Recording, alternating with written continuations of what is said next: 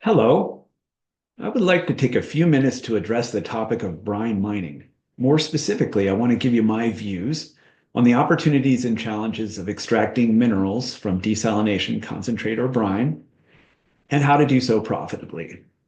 So my name's Rick Stover. I've been in the desalination and brine treatment industry for over 25 years. Excited to be here with you today at the International Desalination and Reuse Association World Congress meeting in Abu Dhabi.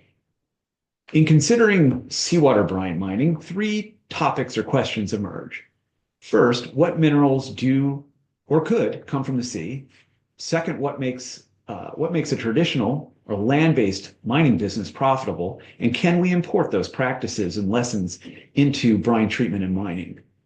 And third, do new water treatment technologies increase the prospects for profitable brine mining in ways that weren't possible before?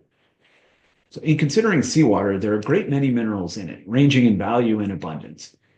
Clearly, the more dilute a mineral is, the more challenging it is to extract from seawater. But it is many of these trace minerals that are the most valuable. Conversely, the more abundant species may be easier to extract, but may not be worth doing so.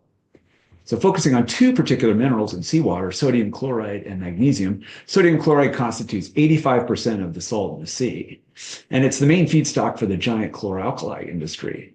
This certainly seems like low-hanging fruit for brine mining. However, it should be noted that a single seawater RO plant could produce enough sodium chloride for 6% of the global demand. And most of that demand is not in the Middle East, where most of the seawater brine is produced. So another interesting mineral is magnesium, which was historically extracted from seawater with the Dow process, although most magnesium is now mined from underground deposits. There's a lot of magnesium in seawater, but still, the case of magnesium highlights the challenge of competing with less sustainable, but perhaps less expensive mining methods. So there are minerals to be extracted and had in brine. Let's talk about mining them.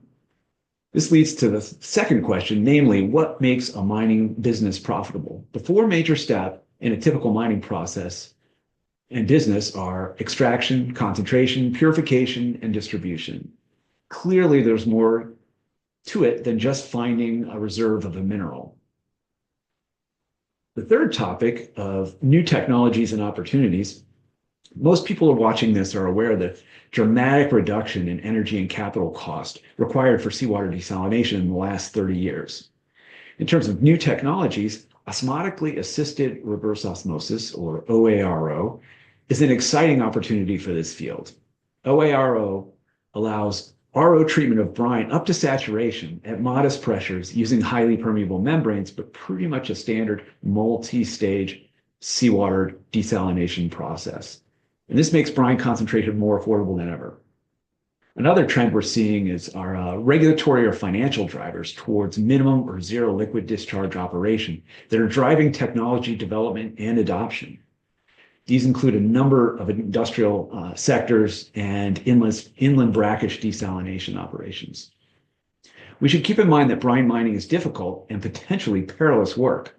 In the last 10 years, several high-profile, high-cost ZLD and brine mining operations have bankrupted, and these now stand as warnings to future technologists and investors.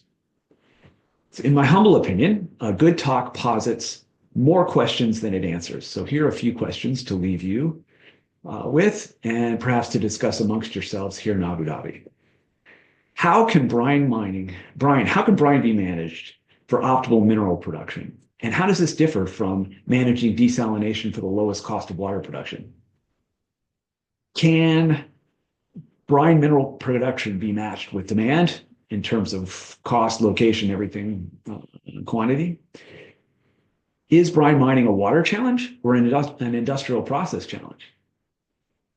How about this? Is brine mining a way for the water industry and water industry professionals to make really good money, considering that desalinated water sells for less than 30 US cents a ton, whereas scandium sells for $80 million a ton?